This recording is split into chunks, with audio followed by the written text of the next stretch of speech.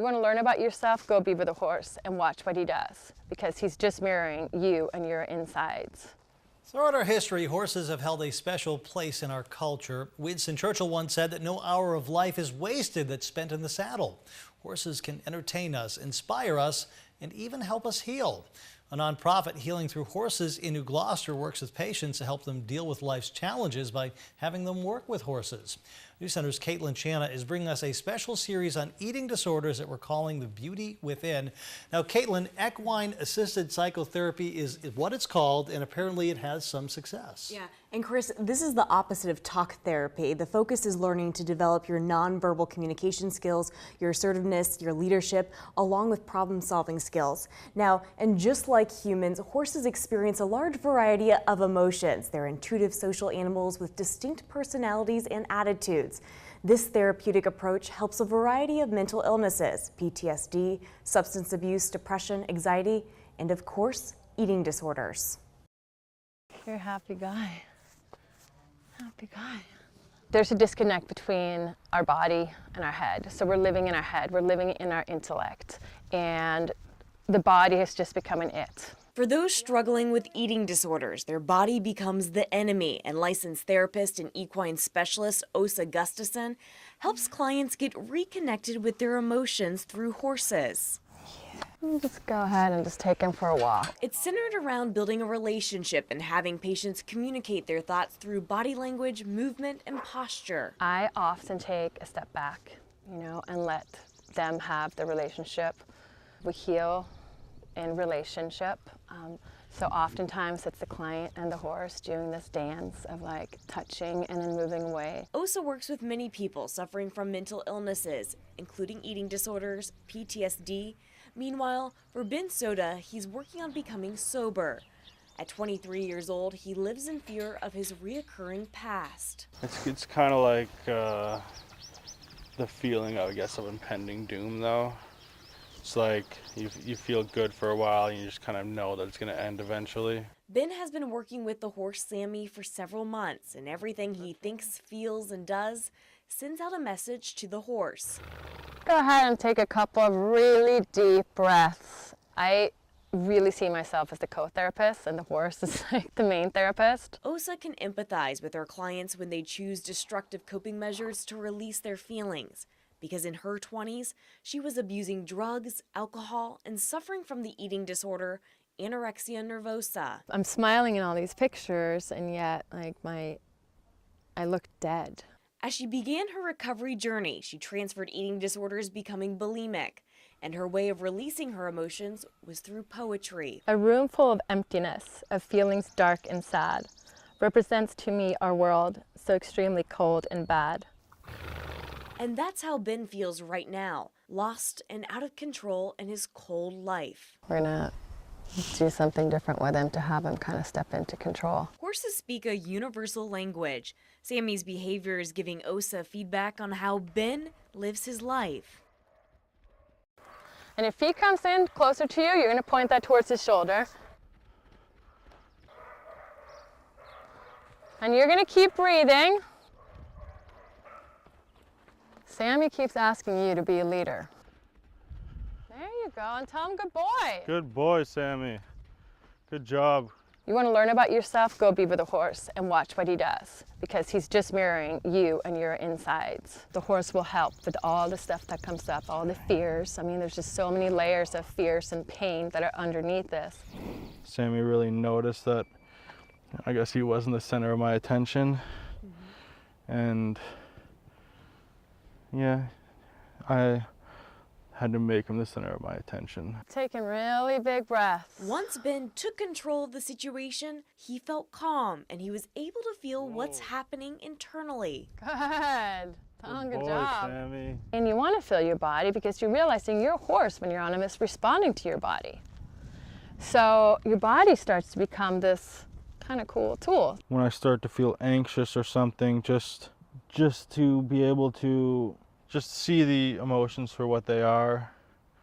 Just remember how easy it is to be calm. Ben feels this impending doom of a storm is dissipating, yet he recognizes he still has more work to do. Like that, Sammy? It's so powerful, you know? It's like whether it's a kid, adolescent, an adult, to see someone fully embrace who they are, I think it's the most beautiful thing in the world. Totally cry. Yeah, it's why I do what I do. The staff at Healing Through Horses works once or twice a week with their clients for an hour per session. OSA says this is a complement to your treatment support team, not a supplement. Now, most insurances, including Maine Care, accept equine assisted psychotherapy.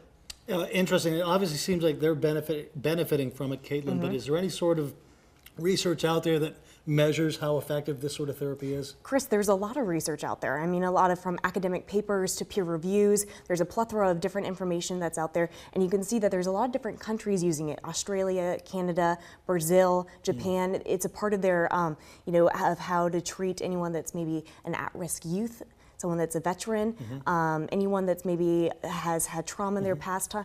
So for me, actually, from learning and getting an idea from my own personal experience, this would be something, if I was still suffering from my eating disorders, I would consider as a part of my treatment plan. All right, very interesting. Thank you so much, Caitlin. And we're back after this. I don't know, it's like my throat is like tightening up. Katie Colby is a single mother with a mental illness called anorexia nervosa. After 18 years, her condition has taken a deadly turn. Because I'm scared that touching the food is going to make me gain. Sounds crazy, but I feel just touching food with my bare hands, I'm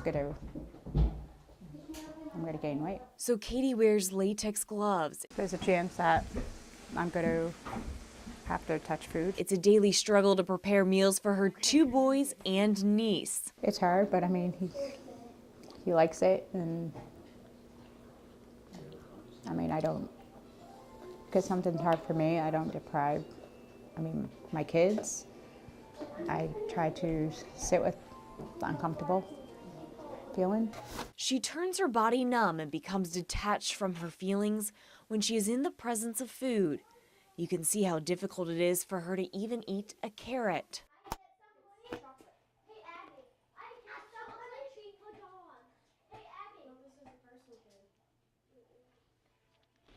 Do you even taste it? I don't want to. And now Katie's body's having trouble keeping things in. She says she's surviving on 3 Ensure drinks a day and a cup of soup. Doctors believe her eating disorder became a coping mechanism for how she endured the sexual, physical, and verbal abuse starting at the age of 3. My trauma involved food. It was used basically to keep me quiet. So to me, it's a bad thing. I'm having a tough day, a lot of flashbacks. It's a very tough day with my eating disorder. When Katie was 20, she was ordered by the court to go to a hospital for inpatient treatment. She was there for 11 months seeking intensive care while being on a feeding tube to help sustain her. And I kept pulling it out, and they threatened me that they would put it in surgically.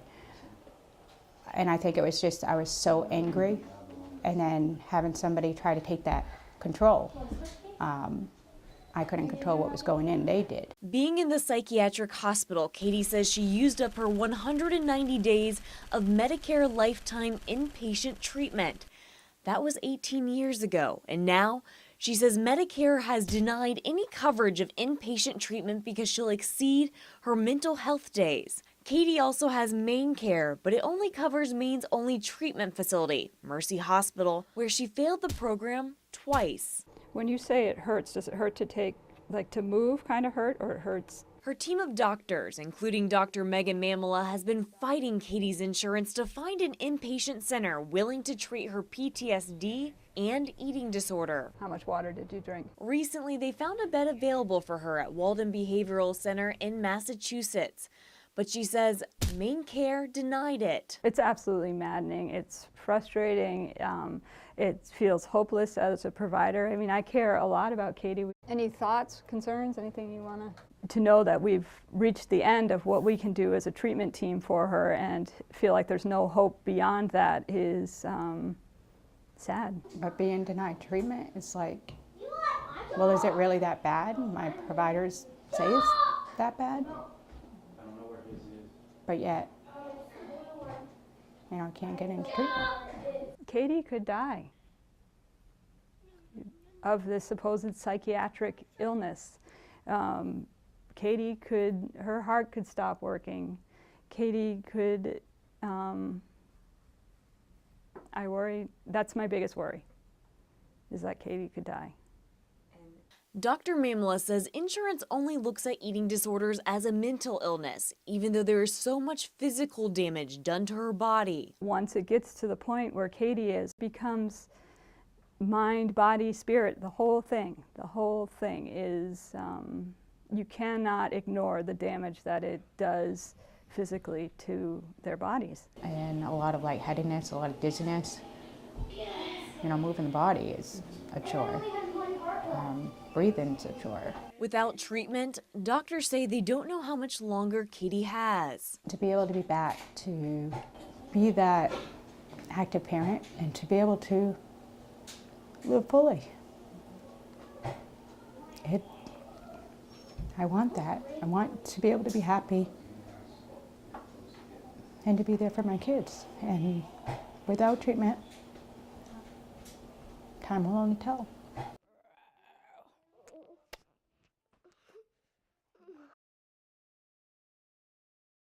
I can't share any of this with anybody. This is my private thing. This is my secret. I can't let anybody in on this. A secret more than an estimated 2.8 million adults suffer from. It's called binge eating disorder. It is the most common eating disorder where people gorge on large amounts of food in a short period of time. That's according to the National Eating Disorder Association. Regardless, many people eat to fill a void or to mask an emptiness in their emotions. News Center's Caitlin Shanna is bringing us a special series on binge eating disorders we're calling The Beauty Within. And Caitlin, binge eating disorder is something you like to point out is not just overeating, that this is a real medical condition, right? That's right, Chris. So binge eating disorders is recognized now as an actual eating disorder diagnosis. So for decades, it wasn't considered a significant mental illness like anorexia or bulimia nervosa until now. The Diagnostic and Statistical Manual on Mental Disorders released an updated rule book of mental health diagnoses in May of 2013. It recognizes binge eating disorder as a mental illness associated with physical and psychological problems, setting the difference between overeating. For the last 40 years, a man in the Sebago Lake area has been battling this mental illness. He's about 400 pounds, and his doctors say he has a body of an 80-year-old man. His story showcases the shame and embarrassment one faces when battling an eating disorder.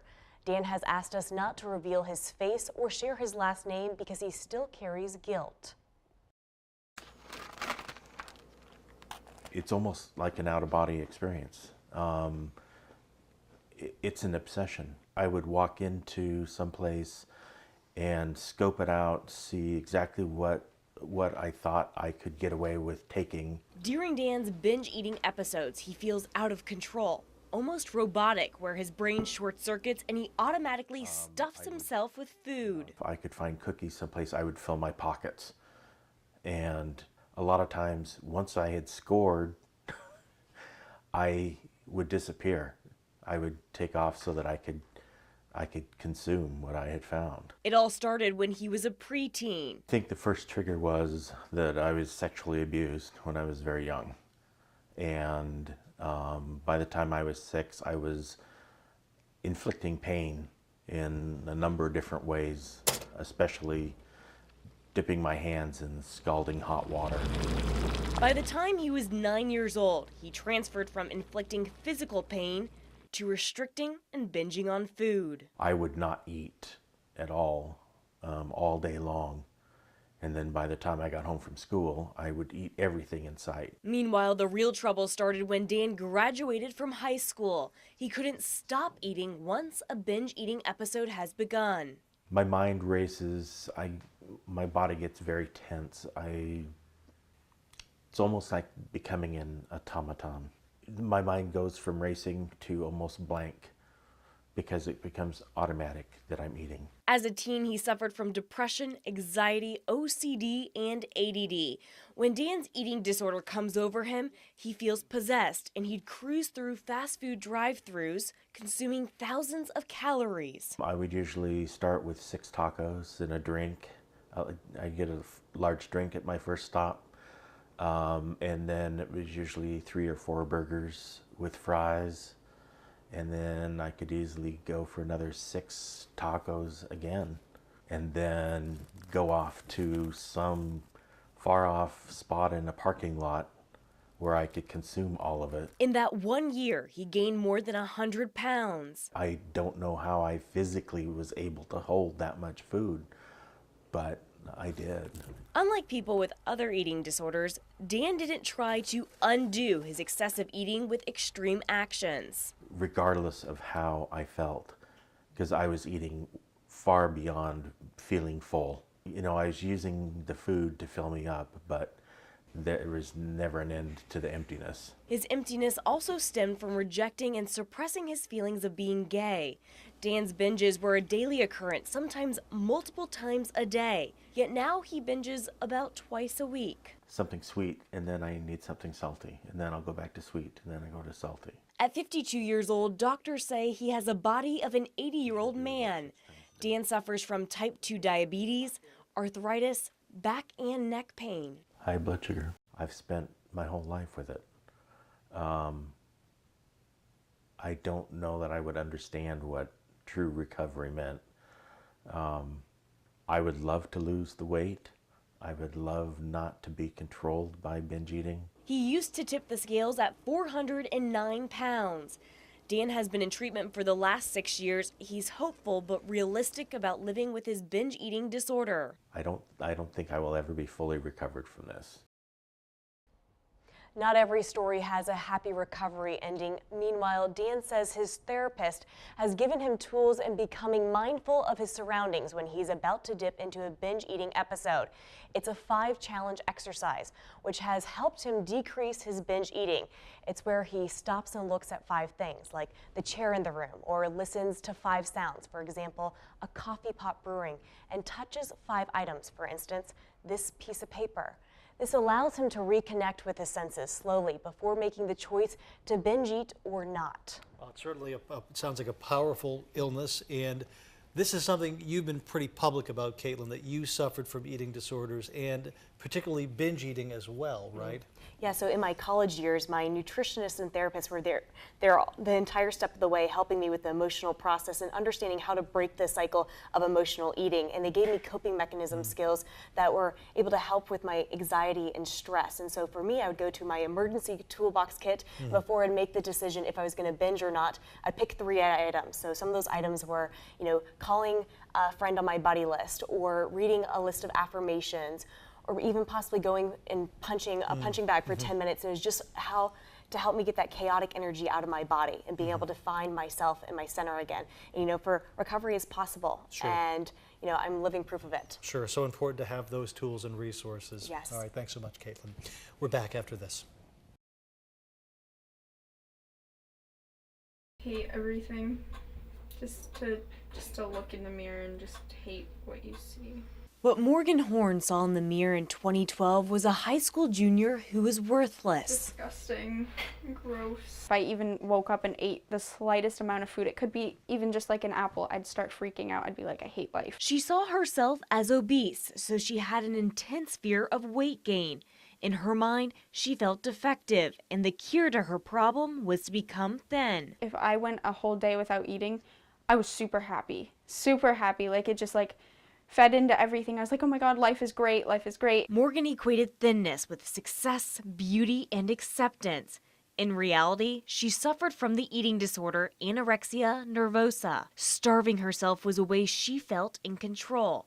She was trying to have the perfect body. For about a month, I went the entire month with only eating an apple a day. Eventually, my whole plan was to just stop eating altogether. Her body was literally starved. She barely slept, and blocking her feelings and emotions became her way of life. She started running as a way to manage all of it. 1 mile turned into 2 and 3, and eventually running up to 18 miles. Morgan, what are you doing? You are killing yourself. You can't be doing this. When he said that, like, I started crying and just getting so emotional about it, but at the same time, I was like, why is he lying to me? I'm not killing myself. I'm doing myself a favor. Morgan's father, Jeff Horn, was watching his daughter wilt away, become distant, depleted, and fragile. I didn't want to see anything bad happen to her. I didn't want to see her die. I didn't want to lose her. I honestly thought his goal was to make me fat. I felt that way about my doctors and anybody who tried to help me. I was like, you're just trying to make me fat. Morgan had become so thin, her doctors were worried, and then her heart and organs started failing. All the while, Morgan saw herself as overweight. Jeff took her to the eating disorder treatment program at Mercy Hospital. Oh, she was definitely going to die if she kept going the way she was. Sorry. It's not uncommon for one or both parents to be confused about this illness. I feel like my mom was, I don't know if I'd want to say denial or if it was like she just didn't want me to go, because she was all on my side with me agreeing like, oh, I can do this on my own. I don't need to go anywhere. Morgan's first steps centered around learning to accept herself and how food makes her feel. As soon as I knew I ate something, like, I'd start even having suicidal thoughts like, why did I do that? I don't deserve that. Or deserve to live, eat, or take up space. Recovery was a treacherous climb for Morgan. Terrible. Not knowing whether my daughter was going to live or die. Whether she was going to make it a day, a week, a month. Just not knowing. The battle went on for months and then years. But through the treatments and setbacks, Morgan gained the tenacity and strength to beat this eating disorder. Thin isn't what I'm here to do. Like, I'm not here to try to make myself super skinny. I'm not here to try to starve myself. I'm not here to impress anybody. I'm here to pursue a career that I'm going to school for. I'm here to help others. Recovery forced her to look deep within herself and realize who she is, what she wants out of life, and be able to communicate these desires. What makes a woman beautiful is to be confident, to be able to accept her flaws, just being different from everyone else. Reclaiming a healthy self-image wouldn't have been possible without the unconditional support from her father. Just to tell him how much I really do love him, and I really am happy that he was there to help me. And I love you too. That I love her. I do anything for her. It's gonna be alright. Morgan now loves and accepts the quirks that make her unique. I could say that I'm recovered from an eating disorder. Every time I ate something, I would make myself throw up. Every single hour of every day, someone in this country dies from an eating disorder.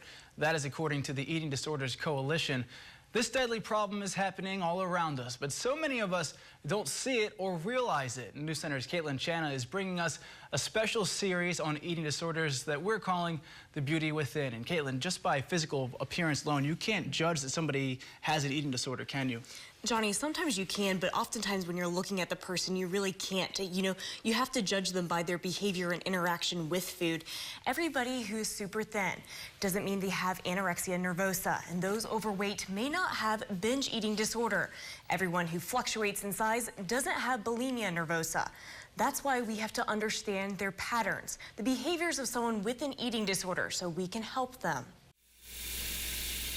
Basically getting grease and heating it up to the point of almost boiling, and then just like taking a spoonful of it and just being like that. Julia Osborne, like many others with an eating disorder, sometimes inflict physical pain on her own body. It would hurt initially, and then immediately I'd feel a lot better. And I was just like, it doesn't hurt anymore. I just feel calm. Julia's all-consuming fears of becoming overweight began her senior year in high school. She excessively scrutinized her image in the mirror. She just wanted to be thin. Julia's food restriction evolved into the eating disorder anorexia nervosa. I was hoping at some point that I would like get where my stomach was like inwards almost.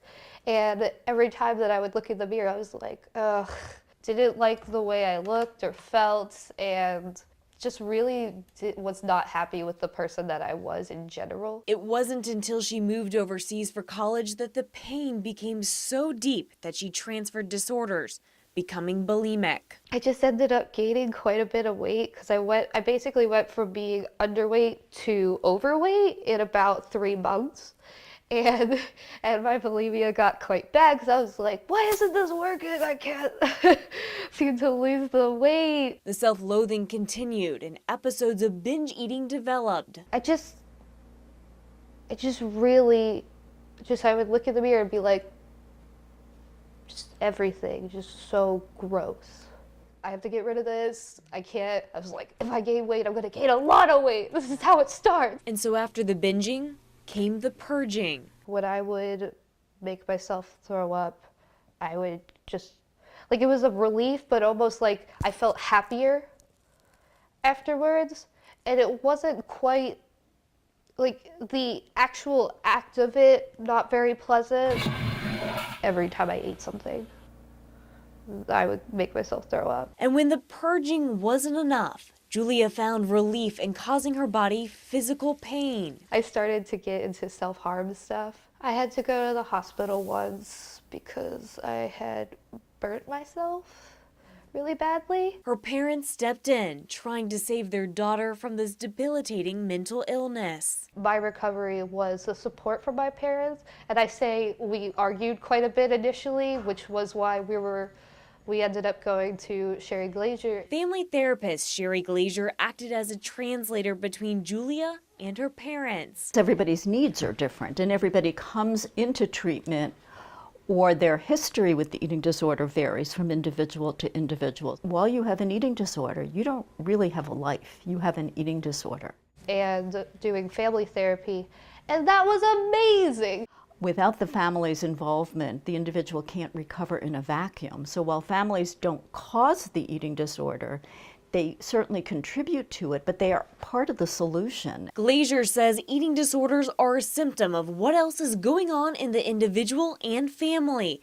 And early intervention matters. Family involvement in meaningful therapy is a key part of the recovery process. I didn't want to hurt myself any more than I already had. Julia found a way to let food stay in her body while learning what fullness felt like. After eating a meal, she kept her hands busy with crafts so she didn't feel the need to purge. It kind of made me think of a strawberry. Sometimes when I was upset, I would do like 10. It's just nice because it's distracting.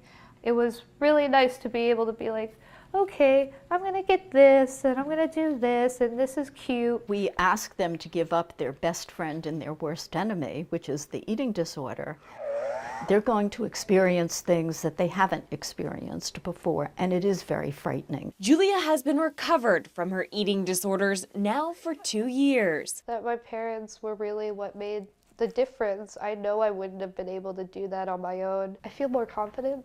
I'm happier, just usually more relaxed. Julia is working towards her master's in psychology at UMaine. She wants to help others suffering from eating disorders along with other mental illnesses.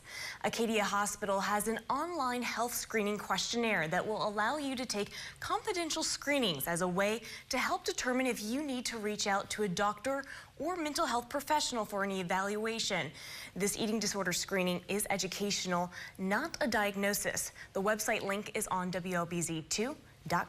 And Caitlin, this story really resonates with you because you suffered from bulimia nervosa as well, right? Yeah, no, so in high school, I just felt like I needed control. My life was in such a disarray. And so bulimia was a way, and binging was a way for me to almost like cope with my emotions and my feelings.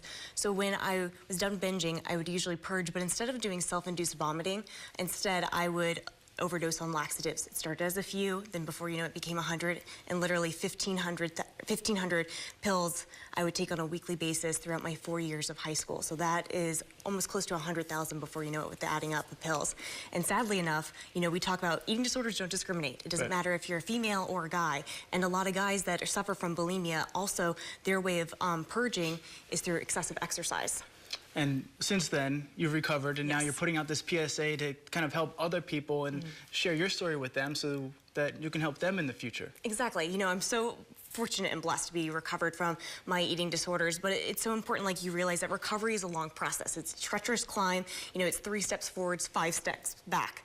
And throughout my journey, I was able to reclaim my life, and it's so liberating because I get to live my life to the fullest. Well, it's great to hear. You know, we're all proud of you for sharing your story, and everyone else is sharing theirs with you as well, and excited to see, you know, what comes out of this and everything moving forward as well. Thanks, Johnny. You're welcome.